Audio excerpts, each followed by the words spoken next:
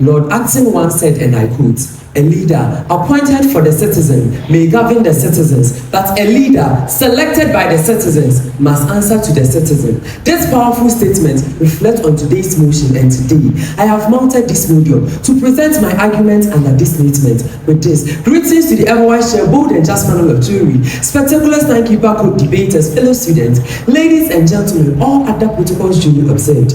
Good afternoon. I am Linus Adamusrokanemi, Principal Speaker in affirmation of the motion, quote, "MMDCEs should be elected," unquote. Panel of judges, as the Principal Speaker, permit me to explain the key concepts in the motion. As and when needed, exhibit will be tendered in to back our claims. First, the abbreviation MMDCEs stands for Metropolitan, Municipal and District Chief Executives, which is defined by Article 243+1 of the 1992 Constitution. Madam Chairperson, the verb elected is defined by the Oxford Advanced Learners Dictionaries as to choose someone for a particular position through voting. All in all, the motion simply seems to posit that our Metropolitan, Municipal and District Chief Executives should be selected through voting and not by presidential appointment. My supporting speaker and I present our underpinning argument under this motion. Ladies and gentlemen, we argue that why MMDCEs should be elected. In light of this, point number one,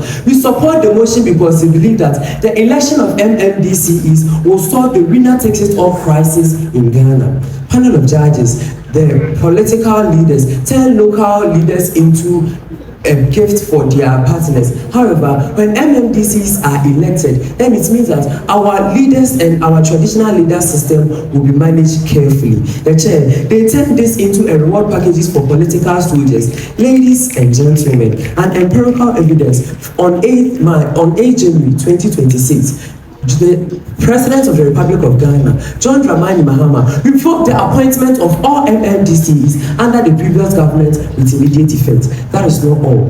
A report highlighted that on 26th March 2025, the President declared that over 71 out of the 261 MMDCEs has been elected to fill their position, leaving behind 190 MMDCEs, which was supposed to be filled their position, and there is nothing there like that. Now, my good friends, the argument is this does not survive under a developmental process. Therefore, this means it stands clear that if MMDCEs are elected, then there will be a structured term limit for each district, which will align with the 4-year term as enshrined in Article 249 of the 1992 Constitution. Panel of judges, this brings me to my second point. We support the motion because we believe that election of MMDCEs will make them more accountable to the citizens they serve. The panel appointed MMDCEs hold their office to the government. Meanwhile, if MMDCEs are elected, then they will serve the citizen. But here lies the case: if a person can only be removed by one person, then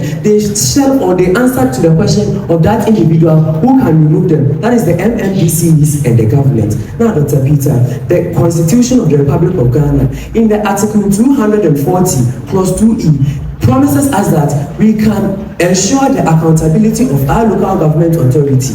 And also, we can also do this by managing and ensuring the people in a particular local government area shall afford the opportunity to participate effectively in their local governance. Now, my good friends, you argue with me that you affirm my stance that this contradicts the appointment mechanism. Therefore, if MMDCEs are elected, then they will feel the burden of the citizen who elected them into power, and they will serve them responsibly and accountably. Dr. Peter, this brings me to my third point. We support the motion because we believe that election of MMDCEs will fulfill the true mandate of the 1992 Constitution of the Republic of Ghana. Panel of judges, decentralization was never meant to be an administrative slogan. It was intended to dissolve the real political power into the grassroots. Ladies and gentlemen, Article 240+2A of the 1992 Constitution mandates a maximum devolution of function and power to the local government unit. This therefore tells us that imposing chief executive from national capital will contradict the spirit of devolution and turn local assemblies into a central government. Panel of judges, it may interest my opponent here to know that Chapter 20 of the 1992 Constitution of the Republic of Ghana was drafted in order to end this relationship and not to entrench it, and therefore I present my fourth point. We support the motion because we believe that election of MMDCEs will revive local revenue mobilization, which is now collapsing. Panel of judges, citizens will only pay taxes whenever they believe in the government or the leadership managing their taxes. Here lies the case: the citizens do not have the distrust in the appointed MMDCs to decide not to pay the tax. Let's take empirical evidence. From 2021 to 2025, the nation spent an amount of 22.4 million Ghana cedis on the salaries of revenue collectors, only for them to collect an amount of 10.26 million Ghana cedis to the nation. Panel of judges, this is unfair. Now, Madam Jackson, let's take only 2024 alone and digest that deeper. In the year 2024, the nation spent an amount of 11.74 million Ghana cedis on 245 revenue collectors from 55 assemblies, only for them to generate an amount of 4.78 million Ghana cedis to the country. This is not unfair. Now, Madam Jackson, don't be shocked, because the only amount, or this will happen with a shortfall of 6.96 million Ghana cedis. The chair panel of judges, this makes our stance clear, but what pains me the most is that the individual collectors will receive an amount ranging from 50,000 Ghana cedis to 90,000 Ghana cedis, leaving the country with only amount of 6,000 Ghana cedis. Can this be used for a developmental project? Therefore, this makes our stance clear that electing MMDCEs will bring about development in our nation. But Dr. Peter, the unfortunate thing is that this violates the section 52 of the Public Financial Revenue Management Act 2016. Ladies and gentlemen, my stance is clear. The assertions are proven. So I move to point number 5. We support the motion because we believe that election of MMDCs will promote gender equality. Panel of judges, direct election give women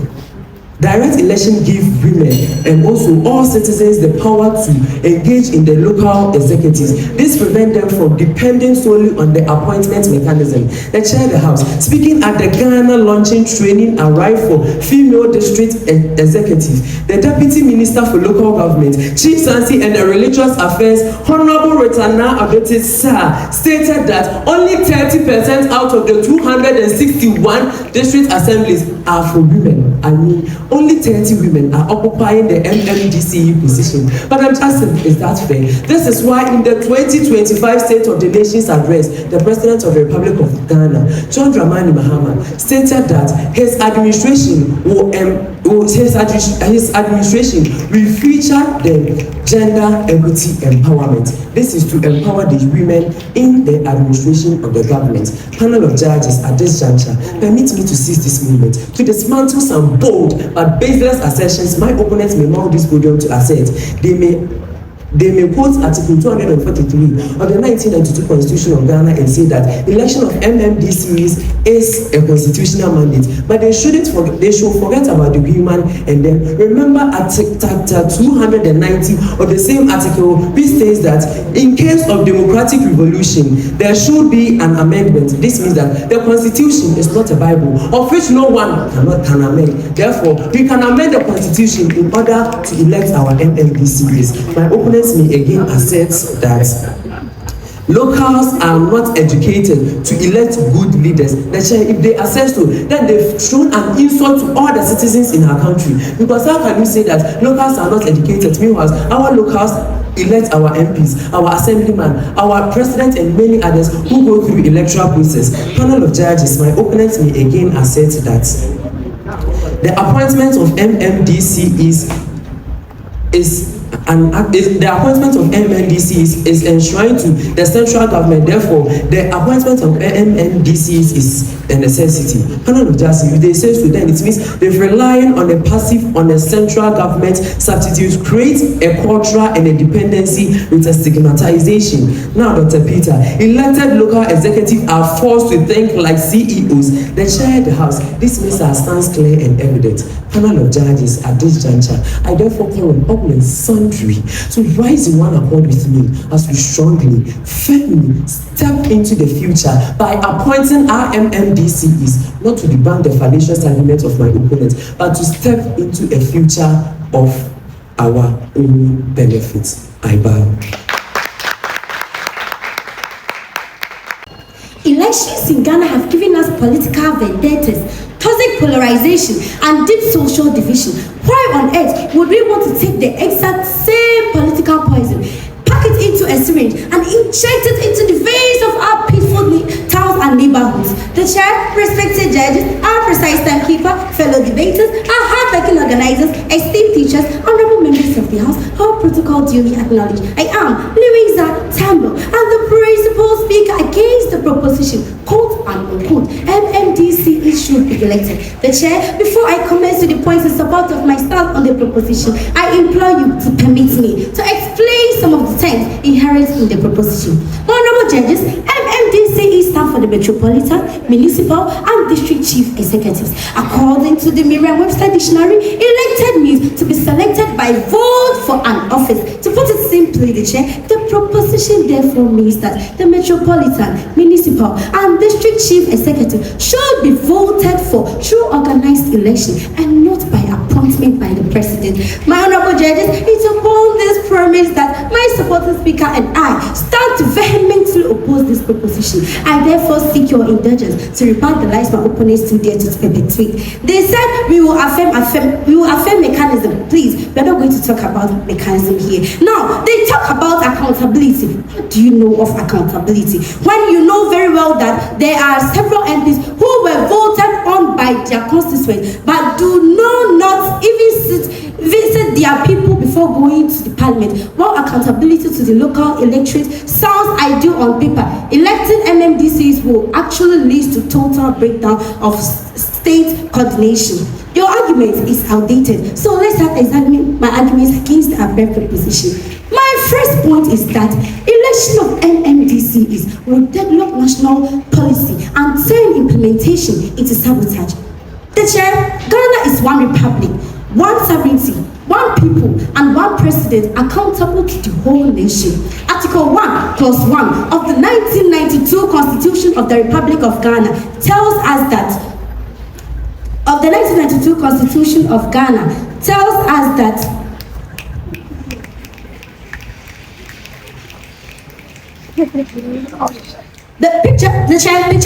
the president and the local chief executive answer rival flags, rival parties, rival masters will an opposition aligned MMDCE break sweat to make a rival government look good? Will they rush to cut a ribbon on the program that will win their opponent in the next election? We are not accusing every opposition MMDC of sabotage. We do not need to. We are exposing a structure that makes sabotage cheap, rational, and deniable. My honorable judges, this is not speculation.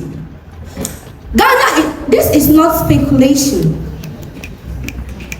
In August 2023, at Siobodom in the Techima North District, DCE Everson Adodonko ordered the police to halt a traffic light replacement project. The MP, Elizabeth Ofosu Ajare, was executed to fulfill a 2020 campaign pledge, reportedly declaring it is not a government that is in power.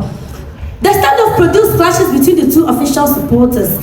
Before the police impounded the contractor's equipment, my question is, if this is what one appointed official can do, what happens when both officials arrived armed as a rival electoral mandates? This is my evidence. Second, my honorable judges, election will tear down the non-partisanship that protects our grassroots from party politics. The chair, the framers of the 1992 Constitution were not careless when they wrote Article 243. They looked at Ghana and chose that war. Article 243 Clause 1 says a district assembly candidate must stand as an individual, stripped of party colors. Article 248 Clause 2 says no party may sponsor, endorse, or campaign for that candidate. That war was built on purpose, brick by brick to keep the fever of the National Party out of communities' toilets, markets, and feeder roads. The chair, now we are asked to break that wall down. Must every borehole, gutter, every school block become an NPP versus NDC battle? Will our assembly debating where to site a clinic? Ask which community needs us the most or which community voted for us.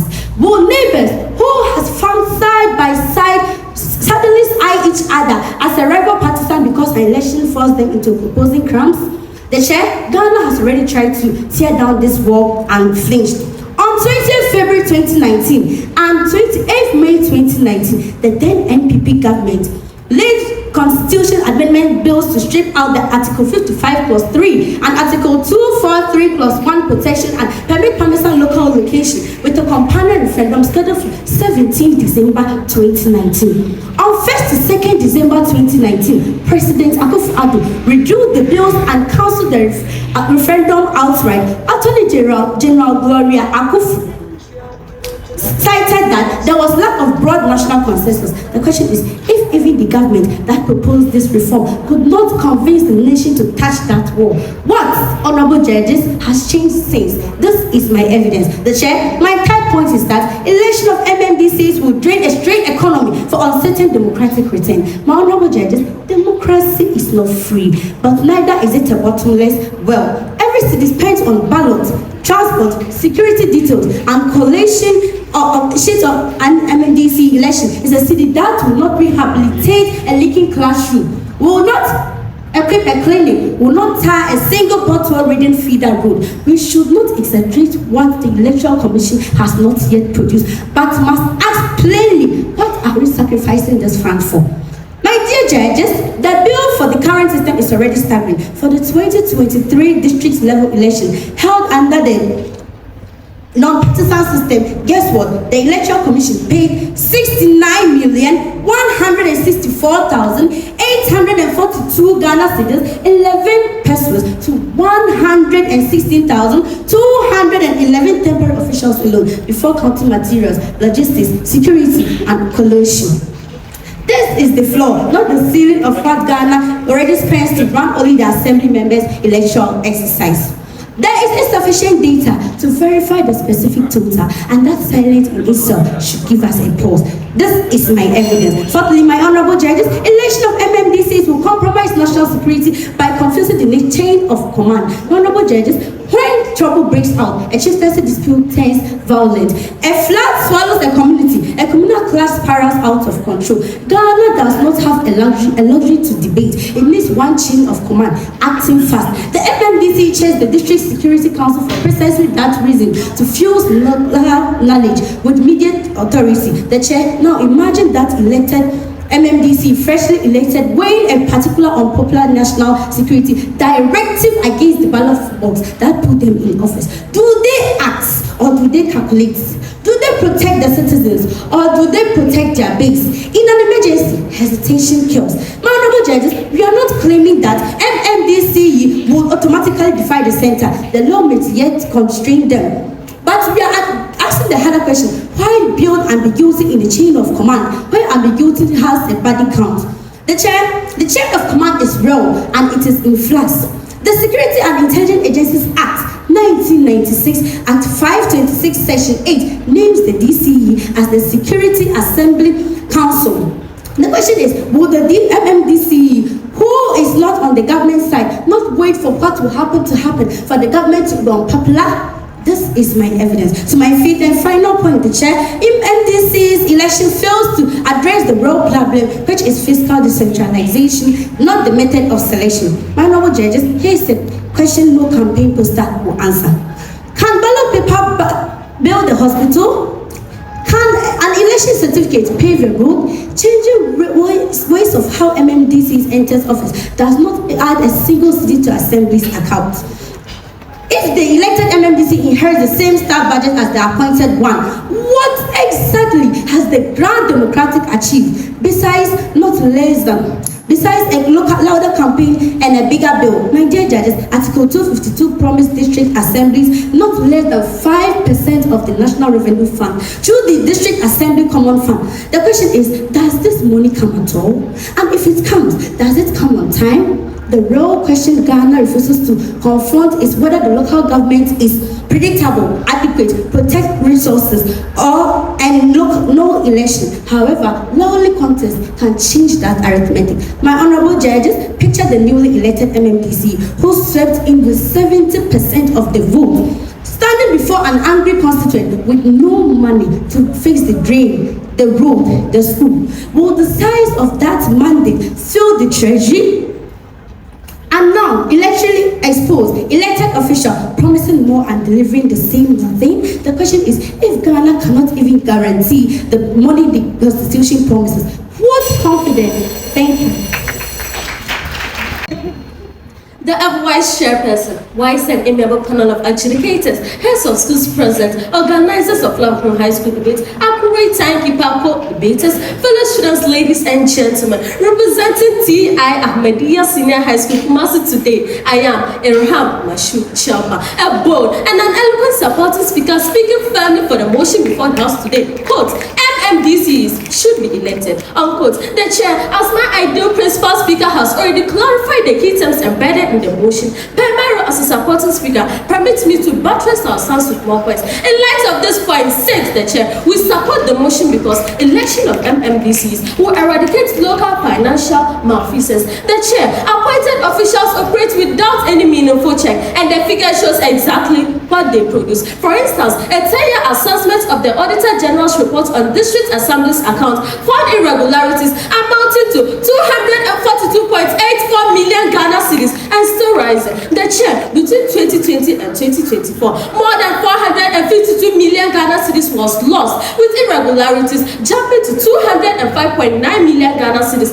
just in 2024 alone. The chair, the Auditor General's report in 2024 confirms that all the 261 assemblies recorded irregularities arising from non-adherence to law, regulations, and also internal control. We are of the view that if communities should decide on the selection and eviction of MMDCs, this canker would cease. While seven ladies and gentlemen, we support the motion because election of MMDCs will align local projects with actual community needs. When an appointed MMDC decides where to put the district's money, he does not think of the village without a borehole because he knows that that village cannot remove him from office. Instead, he thinks about Accra because Accra appointed him and only Accra can dismiss him. So their money goes to where it can be seen, photographed and commissioned rather than where it is needed. Sad, right? The chair, everyone here is aware that Parliament has approved 8.7 billion Ghana cedis allocation to the District Assembly Common Fund for the 2026 fiscal year. However, putting more money in the hands of someone facing the wrong direction won't fix the problem, but rather it multiplies it. So our point is, the person who spends a district's money should hold a mandate from the people whose money it is. Point in the chair, we still speak in full affirmation of the motion because we believe that election of MMDCs will end violent agitation over imposed nominees. The chair, the process of imposing presidential nominees consistently triggers hostility and disorder in the very communities where the nominees are meant to serve. The chair, at least, we can all recall how the Kumewu NDC youth vandalized party office over DCE nomination. What about the Chirpani MPP youth who destroyed several properties following the announcement of Zurera Mada Nashu as the DCE? The chair, on April 10th, 2025 at Asante Mampo, some supporters of the ruling NDC were furious over President Mohammed's nomination of Yusuf Yakubu as their MC. The chair, these supporters were seen vandalizing and also these supporters were seen vandalizing and also setting the party office ablaze. Partial panel of judges. With this, my opponents still come here to tell us that MMDCs are supposed to be appointed. The chair, before I resume my seat, permit me to rebut some certain fallacies made by my opponents. The chair, my opponents mounted this podium and asserted that appointed MMDCs are accountable because they report directly to the Ministry of Local Government. But accountability that flows upward to the minister in Accra is zero accountability for the citizen in the district. If an appointed MMDC fails to fix broken boreholes in a local community, the citizens cannot vote their minister out. True accountability must be local, immediate, and tied to the ballot box. Again, the chair, they try to swear us up by saying that appointed MMDCs successfully decentralize administrative functions to districts. However, the chair, administrative decentralization without political devolution is just administrative window dressing. When the boss in Accra pits the local executive, the district assembly becomes a mere administrative branch office, not an autonomous local government. Lastly, the chair, my opponents try to throw dust into our eyes by saying that appointing local executives creates a unified form of command and prevents friction between local and central governments. But the chair permits me to use this floral tissue to wipe away that dust by saying that a uniform form of government is just another word for autocracy. Democracy thrives on a healthy institutional checks and balances. The chair, comparative politics shows that.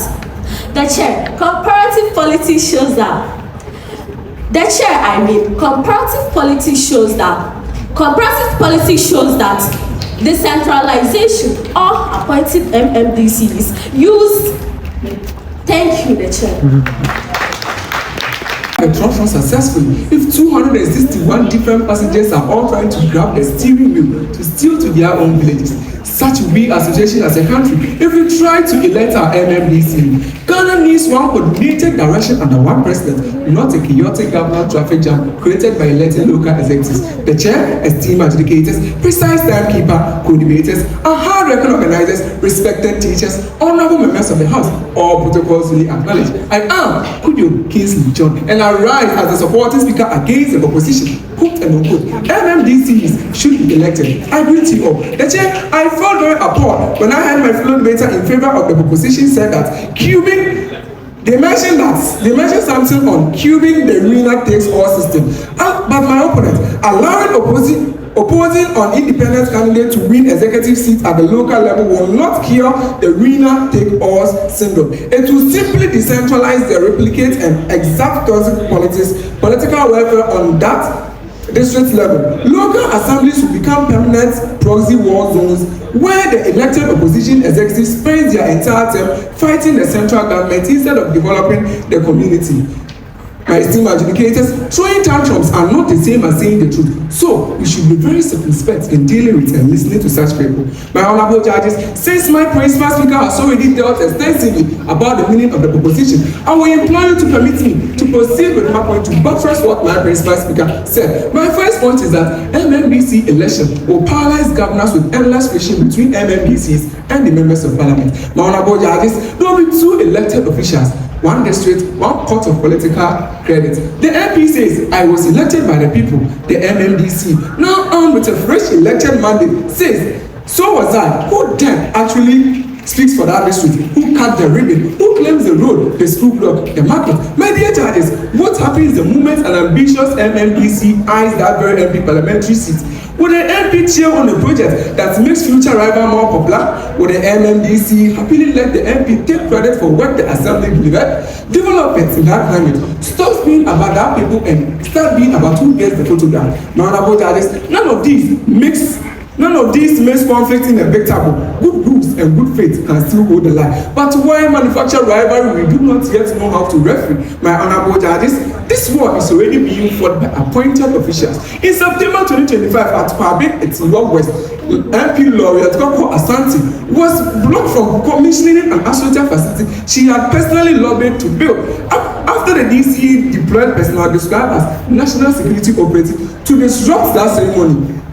The DCE was appointed, not elected. Now, hand both sides the ballot and ask yourself honestly, does that cool the fire or does that pour more petrol in it? This is my evidence. To my second point, the chair, MMDC election raised the tyranny of the majority and the marginalization of minorities.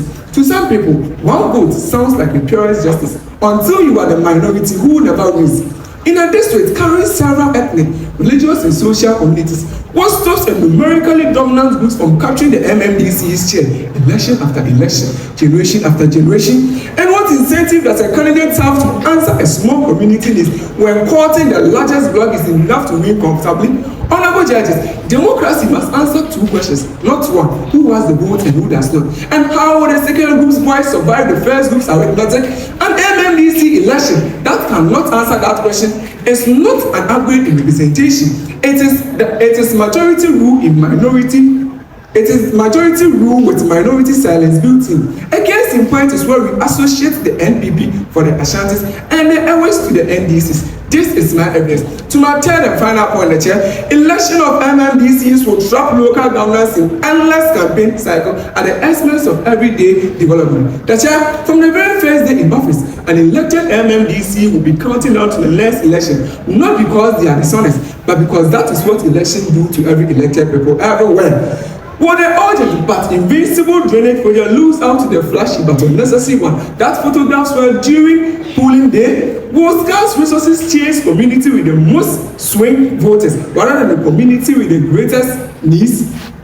My co-debater, when does governing ends and campaigning begins? Will every official talk quietly become a campaign stop? Will every project commissioned to an election will commissioning to an election be branded fairly or not as vote buyers dressed up as development?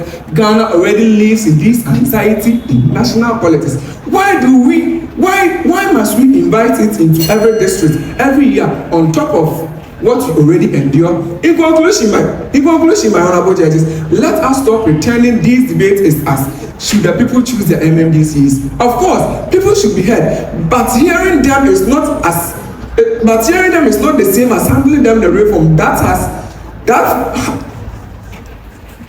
Of course, people should be heard, but hearing them is not the same as handling them a reform with no answer to the hard question. Well, what power will an elected MMDC actually hold?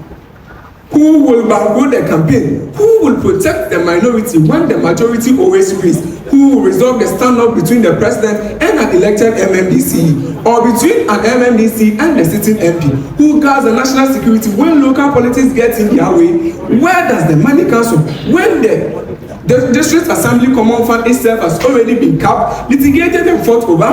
What stops the loudest voice from beating the most competent one to the finish line? My dear judges, the real test of decentralization is not who simply sits in the MMDC's chair.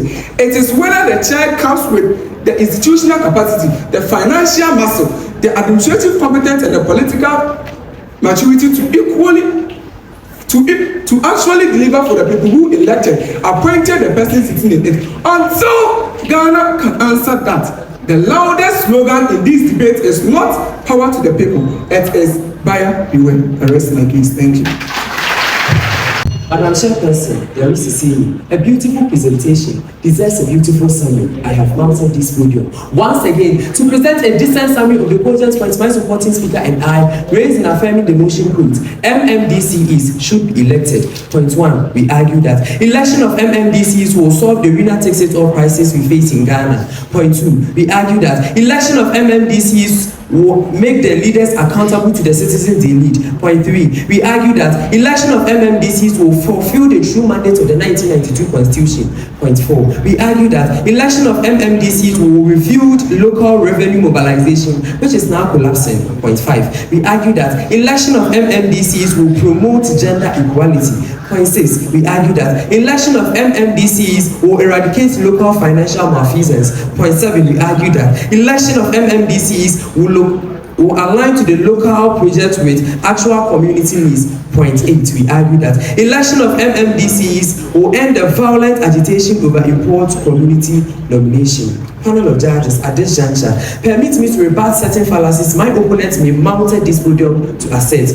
In my opponent's point number 1, I mean Louisa, her point number 1, he argued and mentioned a lot of sources, which means the source carries evidence, but she didn't tender in any evidence to buttress her claim. Meanwhile, the rule of this game states, he who asserts must prove, and she didn't prove her evidence. Again, they talk about NDC and MPP battle. We do not mean NDC and MPP battle in electing MMDCs. We mean that when we talk about electing MMDCs, we will have private or individual candidates who can also go and contest for the position. The chair of the house, they talk about referendum, but let me take them through the year 2019, where MPP government aligns or proposed that we should do a referendum. When they proposed the referendum was very successful, but due to some sanctions, they told us to put a stop to the referendum. It doesn't mean that electing of MMDCs will bring about referendum, which we cannot afford to partake. We can, but just that we couldn't manage our resources well at that time.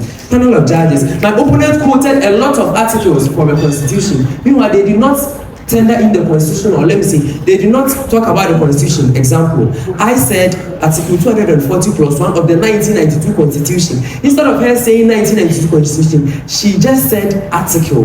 Meanwhile, we didn't know whether in the Indian constitution, the USS constitution, or where constitution. Panel of judges, my opponent, I mean the supporting speaker, mounted this podium to talk about winners take it all syndrome. I didn't talk about winners take it all syndrome. I said it will help solve the winners take it all crisis, not syndrome. So my opponents, listen and kill, and you fail to apply that. Ladies and gentlemen, my opponent again alluded that election will be expensive when we are to elect our MMDCs. That argument is flawed because the envelope system forced on nominees spent to recall the leaders. The chair of the house, district assembly common fund is already a stretch because assemblies depend on central government for 95% of funding.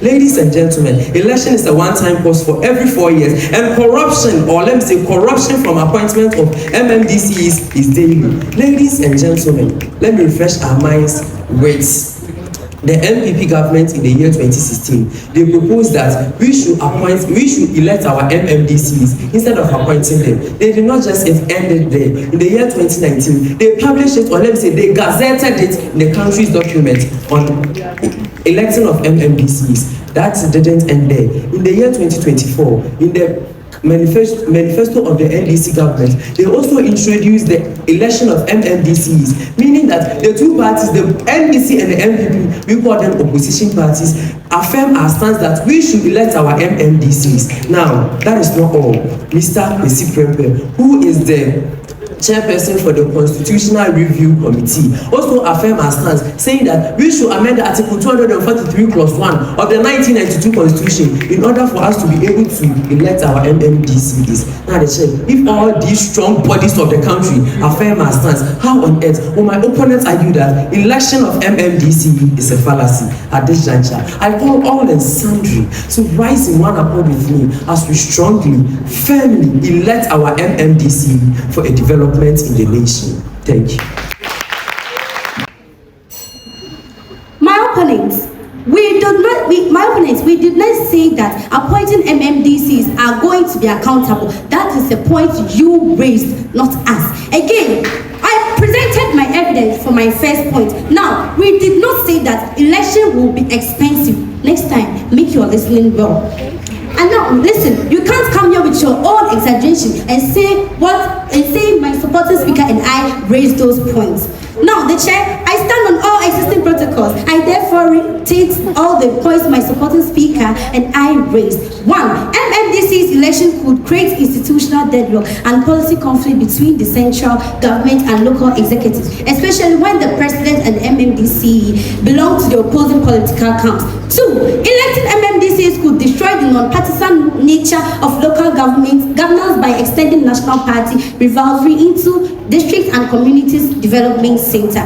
3. MMDC's election could place an additional financial burden on the country because more public funds will be required for electoral officials, logistics, security, transportation, and collation. 4. Electing MMDCs could complicate national security, coordination, and the chain of command because independently elected local executives may face political pressure when implementing national security in Ghana. 5. MMDC's election does not solve the major problem of inadequate fiscal decentralization because changing the method of selecting MMDCs does not automatically increase the financial resources available to the district assemblies.